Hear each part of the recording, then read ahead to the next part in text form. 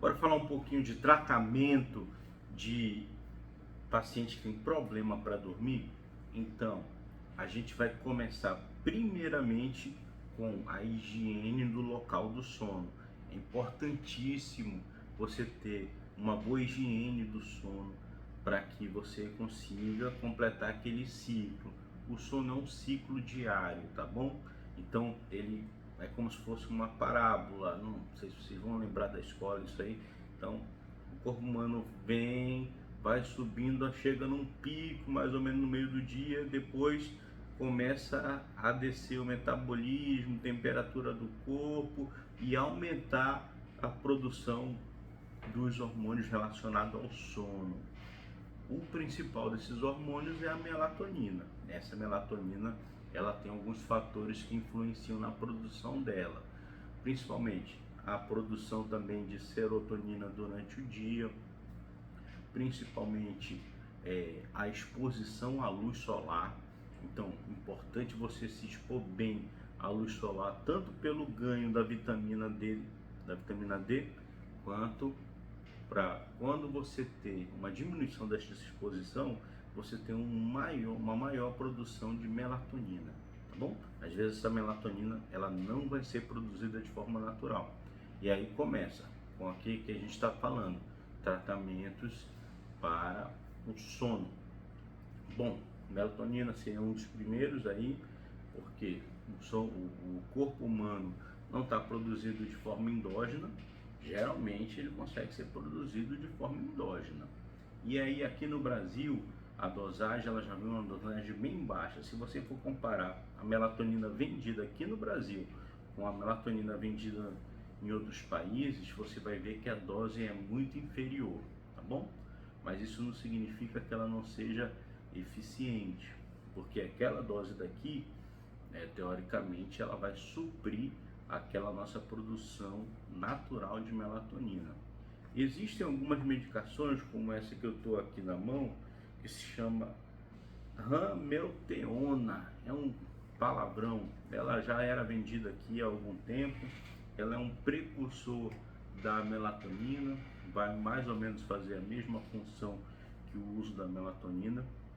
E lembrar que existem algumas condições em que a produção da melatonina vai estar prejudicada, e aí você acaba tendo realmente que suprir essa demanda endógena. Como por exemplo, vamos aí fazer um paralelo aqui com uma mulher que entrou na menopausa, um homem que entrou na andropausa, já não consegue produzir aquele nível normal de hormônio, né? Mas você fazendo uma boa higiene do sono, e aí depois a gente pode falar só disso, aí a gente vai ter uma boa produção de melatonina e acabar ajudando vocês com isso aí. E aí depois disso a gente entra na classe dos remédios que a gente chama de hipnóticos para o sono, tá? Que esses remédios hipnóticos eles têm potências variadas, a gente vai variar de potência e principalmente o tempo de ação. Então, quando você tem um tempo de ação curto, a gente fala de indutor do sono.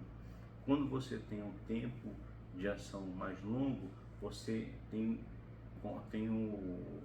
a função de manter aquele sono por o tempo em que o paciente está dormindo, tá bom? Então a gente vai falar principalmente dos indutores do sono, que aí você vai ter menos efeito colateral, e aí a gente vai falar dos remédios que têm uma meia-vida maior.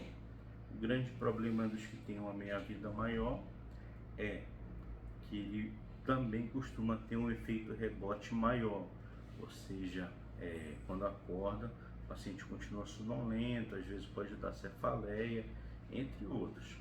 Um grande erro que acontece é quando você usa remédios que são para ansiedade, ansiolíticos, algumas outras drogas, como por exemplo clonazepam, para induzir o sono. Então, na verdade, ele não é um remédio para dormir, ele é um remédio para tirar a ansiedade, a não ser que seja um paciente que sofra de ansiedade e aquela ansiedade está prejudicando o sono dele, tá certo?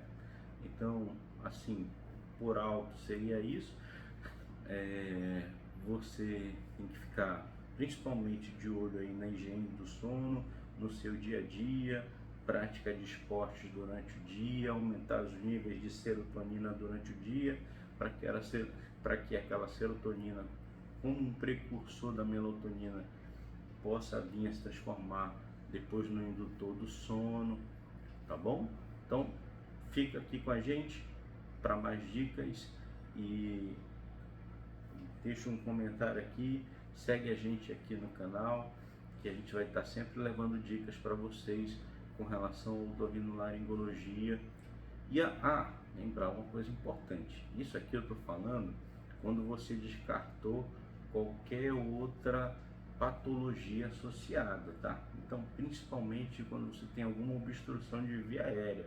Se eu estou falando, fez o exame tudinho, apareceu um desvio de septo, apareceu um aumento de amígdala, apareceu uma retração importante dos músculos da faringe, apareceu um pólipo nasal. Então, se você não tiver uma boa respiração, uma boa passagem na via aérea, isso vai poder provocar a apneia do sono e não adianta você usar remédio. Por quê? Porque o remédio só vai aprofundar o seu sono e vai fazer com que a apneia piore mais ainda.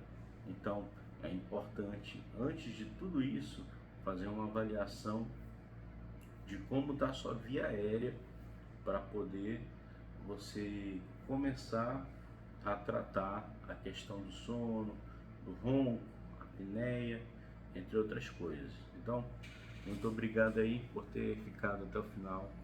E aí, segue a gente aí, dá essa moralzinha, dá um like pro canal aí e tamo junto. Qualquer dúvida, deixa nos comentários.